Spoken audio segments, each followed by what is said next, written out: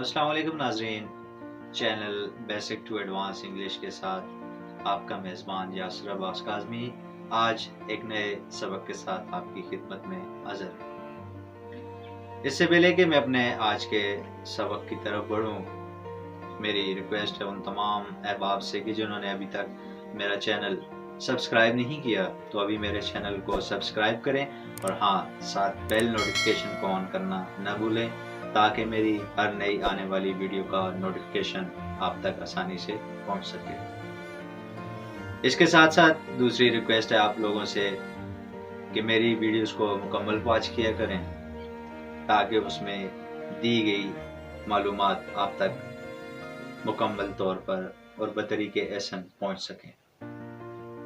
चलते हैं आज के सबक फ्यूचर परफेक्ट टेंस यानी फेल मुस्तकबल मुकम्मल की तरफ। फ्यूचर परफेक्ट टेंस क्या है, इसके रूल्स क्या है, इसकी स्ट्रक्चर क्या है और आखिर पे इसकी एग्जांपल्स आज हम देखेंगे। Future perfect tense, it is a sentence used to express an action which will occur in future and is thought to be completed in future. It expresses the sense of completion of an action which will be occur in future. Future perfect tense यानी fail मुस्तकबल मुकम्मल एक ऐसा जुमला, एक ऐसा कलमा जिसके अंदर हमें किसी काम के मुकम्मल होने का पता मुस्तकबिल में मिलता है। जैसे आपने रोज़ाना टेलीविजन पे ये बातें सुनी होंगी, यानी वो आइंदा आने वाले किसी भी टाइम में वो काम या प्रोजेक्ट आपका ख़त्म होता हुआ उनको दिखाई देता है, तो उसके बारे में वो हमें कबल वक्त जो इतला देते हैं, हालांकि उनकी प्रिडिक्शन होती है, जो उन्होंने सारी चीज़ें कैलकुलेशन की होती हैं, कैलकुलेशंस पे वो अपनी बात कर रहे होते हैं कि ये फ़लान टाइम में या फ़लान दिन या फ़लान जगह पे ये काम हो रहा होगा, तो यानी हो चुका होगा, सॉरी हो रहा नहीं होगा बल्कि हो चुका होगा। वो इस टाइम की गारंटी देते हैं कि इस टाइम तक वो चीज़ मुकम्मल हो चुकी होगी।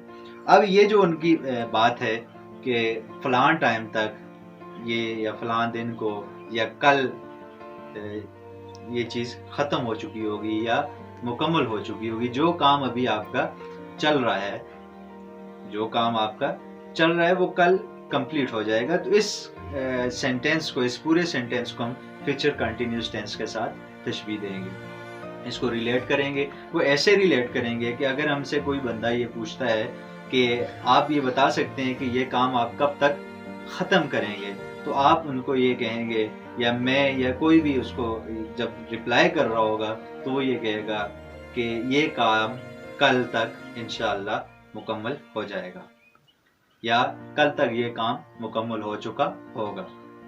अब यहाँ आपने इसकी मिसाल को देखा कि इसमें आपने देखा कि मुकम्मल हो चुका होगा, यानी चुका होगा ये डिनोट कर रहा है, जाहिर कर रहा है कि ये किससे, इस फिक्रे का ताल्लुक है फ्यूचर परफेक्ट टेंस है, यानी फेल मुस्तकबिल मुकम्मल से इसका ताल्लुक है। अब दूसरा, अगर इसको इंग्लिश में हम देखने की कोशिश करें तो कि इसके लिए क्या क्या रूल्स इसके सेट होंगे, तो सिंपल है, बहुत ही आसान है।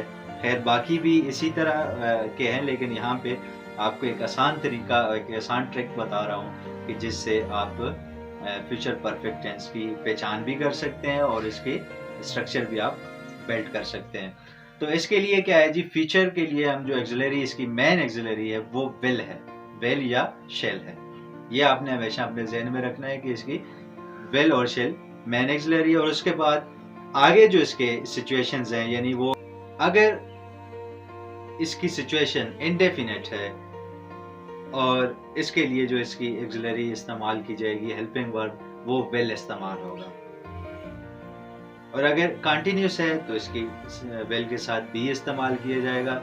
और अगर परफेक्ट है तो सेम जैसे आपने पिछले परफेक्ट को देखा था, जो पास्ट का परफेक्ट था और प्रेजेंट का था, कि उसमें हैड पास्ट के लिए और हैव और हैज प्रेजेंट के लिए इस्तेमाल किया गया था, लेकिन यहाँ आपने सिर्फ और सिर्फ हैव का इस्तेमाल करना है, यानी विल फ्यूचर के लिए और हैव परफेक्ट के लिए आपने यहाँ इस्तेमाल करना है।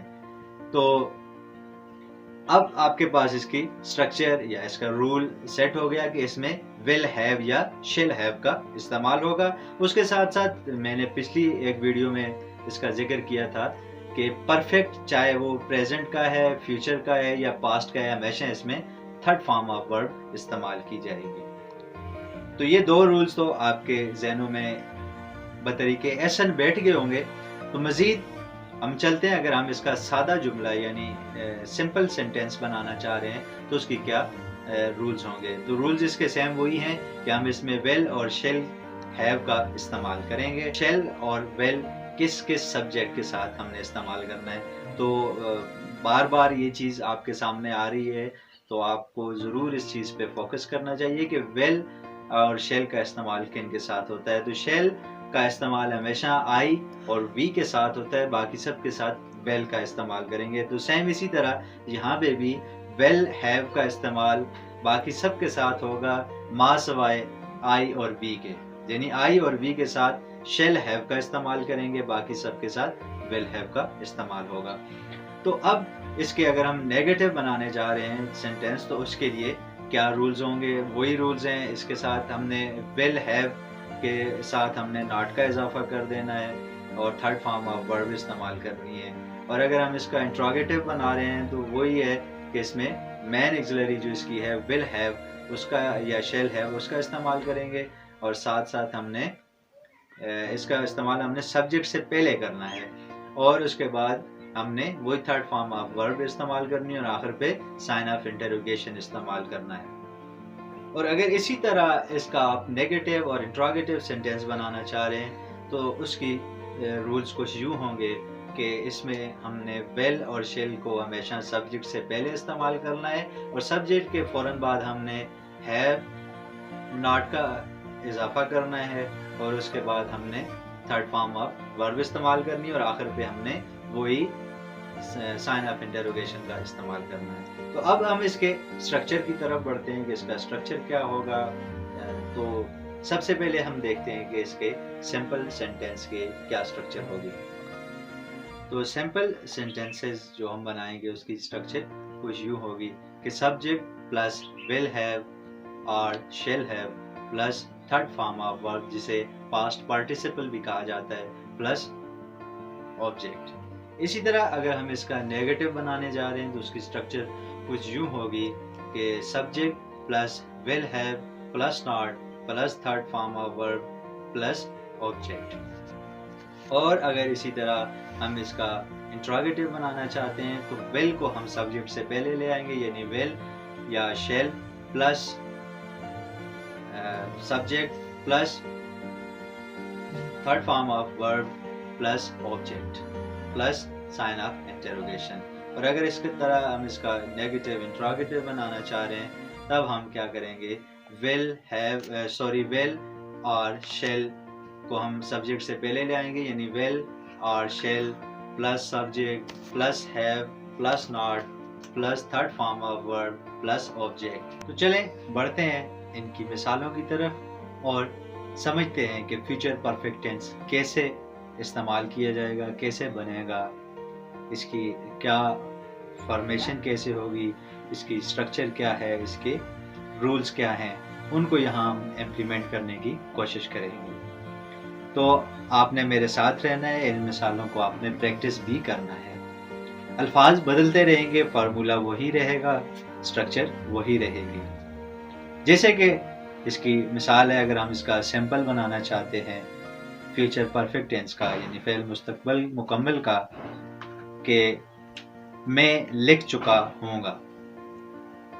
अब इसको अगर हम इंग्लिश में ट्रांसलेट करें तो कुछ यूँ होगा, आई शेल हैव रिटन। अब यहाँ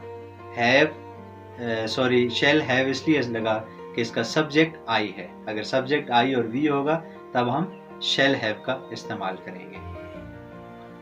अब अगर इसका हम नेगेटिव बनाते हैं तो उर्दू में कैसे नेगेटिव होगा, इसका मनफी जुमला कैसे होगा और फिर उसकी इंग्लिश में ट्रांसलेशन कैसे होगी। तो इसी जुमले को जो हमने सादा रखा तो अब इसका हम नेगेटिव करते हैं, मैं नहीं लिख चुका हूँगा।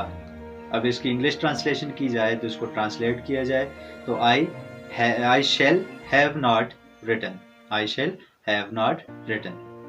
अब अगर इसको हम सवालिया बनाना चाहते हैं, इसका इंट्रोगेटिव बनाना चाहते हैं, तो उसके लिए कुछ यूं होगा कि क्या मैं लिख चुका हूँगा, और इंग्लिश में अगर हम इसको बयान करें तो कुछ यूं होगा शेल आई हैव रिटन, और आखिर में क्वेश्चन मार्क यानी साइन ऑफ इंटरोगेशन।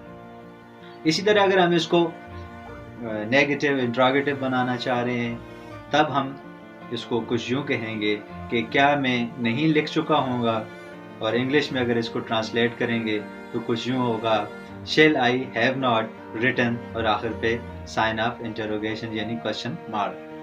ये तो था अगर सब्जेक्ट हमारे पास आई और वी होगा, यानी जब हम शेल हैव का इस्तेमाल करेंगे तब इसकी मिसाल कुछ यूं होगी। अब हम देखते हैं कि अगर हमारे पास सब्जेक्ट आई और वी के अलावा है और यहाँ पे हम एक्सिलरीज की विल हैव इस्तेमाल करेंगे, तब क्या इसकी स्ट्रक्चर होगी, इसकी क्या मिसालें होंगी। अब इसकी मिसाल जबकि इसकी अब मेन एक्सिलरी विल हैव का इस्तेमाल करेंगे तो कुछ यूं होगी कि बारिश हो चुकी होगी, बारिश हो चुकी होगी। अब इसको अगर इंग्लिश में ट्रांसलेट किया जाए तो इसकी ट्रांसलेशन कुछ यूं होगी इट विल हैव रेन्ड। अब अगर हम इसका नेगेटिव सेंटेंस बनाते हैं तो कुछ यूं होगा कि बारिश नहीं हो चुकी होगी, और इंग्लिश में हम उसको कुछ यूं लिखेंगे इट विल हैव नॉट रेन्ड। अब अगर हम इसको इंट्रोगेटिव यानी सवालिया बना रहे हैं तो कुछ यूं होगा क्या बारिश हो चुकी होगी, विल इट हैव रेन्ड। और अगर हम इसको इंट्रोगेटिव नेगेटिव इंट्रोगेटिव बनाना चाह रहे हैं तो कुछ यूं होगा कि क्या बारिश नहीं हो चुकी होगी, will it have not rained.